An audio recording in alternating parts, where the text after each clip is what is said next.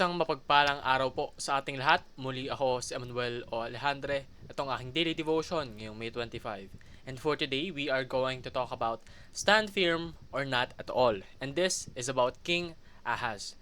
And now to give a bit more context, you can read with me 2 Chronicles chapter 28 verses 1 to 4, titled Ahaz reigns in Judah.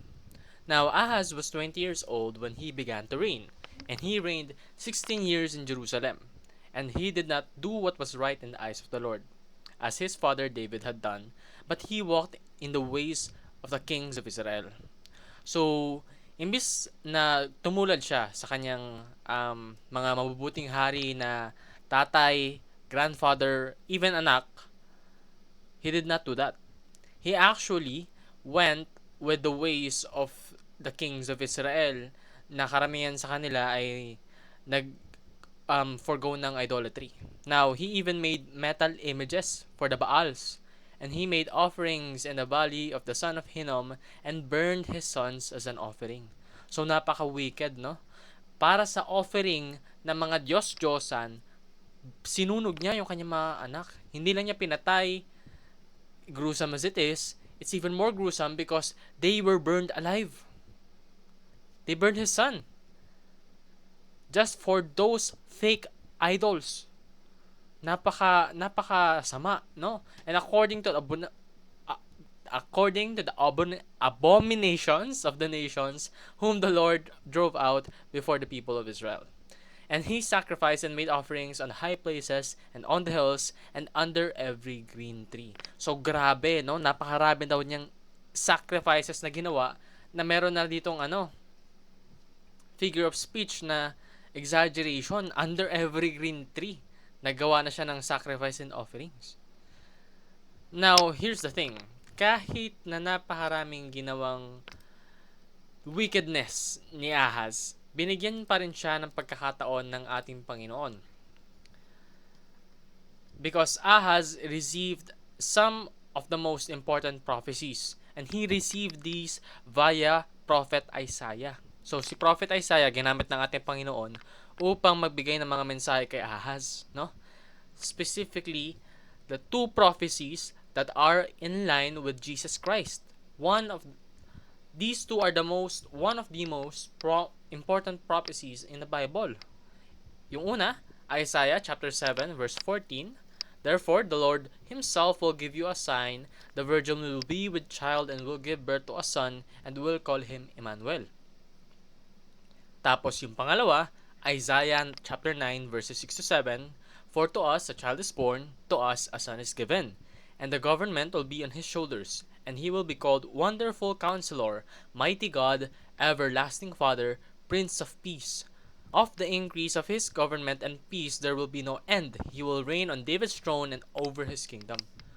So yung dalawang to, ito yung promise sa kanya ng Panginoon upang magtiwala siya lalo. Or rather, magtiwala siya at talikuran niya na yung idolatry ng ginagawa niya. Now, it's very saddening because Ahaz did not choose to trust God. Ahaz trusted human power over God's promises. Yung context dito is, meron dalawang hari na gusto sanang isama si Ahaz at yung kingdom niya sa pag-attack sa isang kingdom na nagkakaroon na ng malaking power. Kumbaga, they were threatening, no?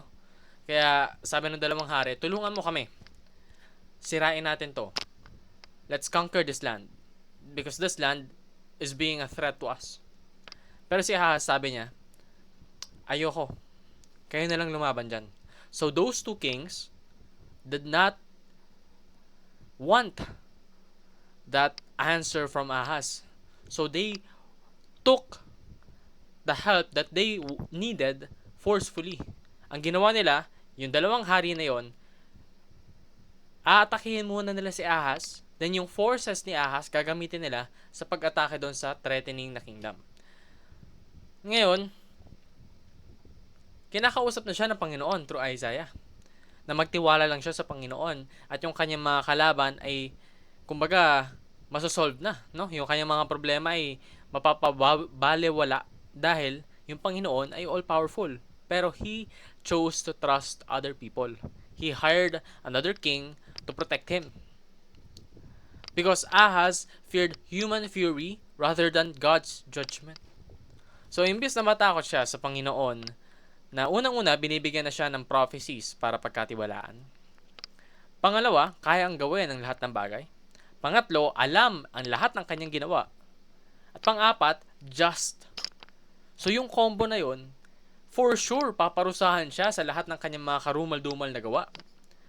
Pero hindi siya natakot dito. Mas natakot siya doon sa kung anong pwedeng gawin ng mga tao.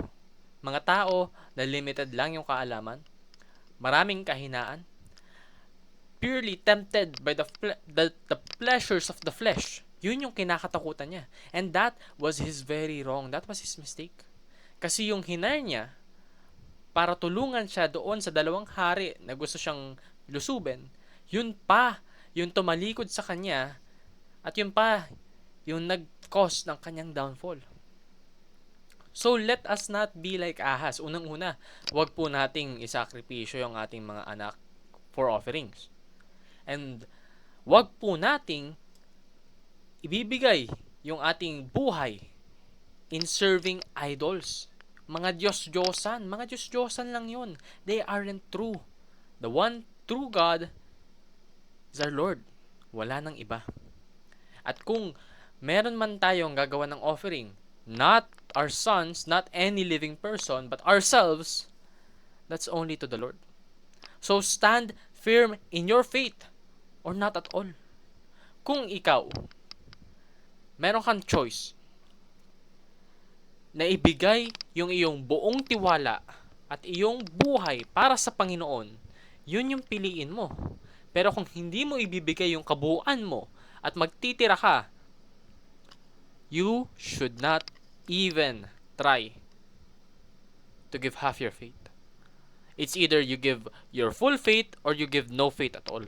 It's either maniwala ka ng buong buo or hindi ka na maniwala. Because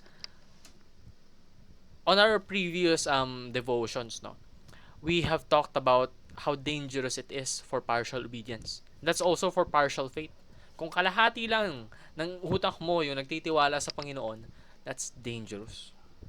That's misleading. Hindi mo naman pwedeng sabihin sa Panginoon na minsan naman naniniwala ako sa'yo. Minsan sumusunod ako.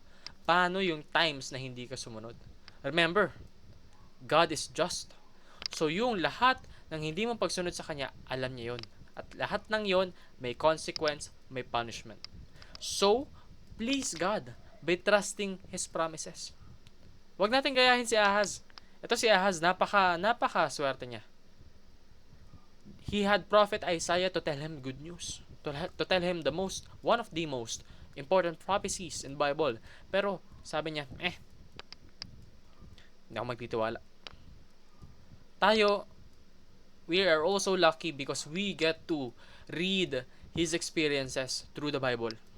Kaya nga napakagandang binabasa natin yung Biblia kasi maraming tao, yung experiences nila napunta doon. And yung experiences nila, kahit na hindi natin maranasan, kailangan nating matuto doon. Gaya ng kay Ahaz, matuto tayo na magtiwala sa Panginoon. Let us seek God. Kasi yung Panginoon, kumakausap na kay Ahaz pero siya yung tumalikod. So, hindi dapat natin yung gawin. Yung Panginoon, laging nandyan para sa atin. Kailangan lang natin siyang hanapin. Kailangan natin magsilbi sa Kanya na kabuuan ng ating buhay. Hindi yung kalahati lang, hindi kalahating tiwala lang, hindi kalahating pagsunod lang, pero buo. Now, it's not simple. It's not easy. It's very hard. It's very, very hard. It's very hard for me, truthfully. But we have to do it. The only way that we can do it is through God. So fear God's justice rather than people. Kung natatakot ka kung anong pwedeng isipin, gawin ng ibang tao, mas matakot ka kung anong pwedeng parusa at gawin sa'yo ng Panginoon. Every single time that you are about to sin, remember that God is just. Remember that God is almighty and all-powerful and kayang-kaya kanyang parusahan kahit na anong pagtatago yung gawin mo. So second guess yourself whenever you feel yourself sinning.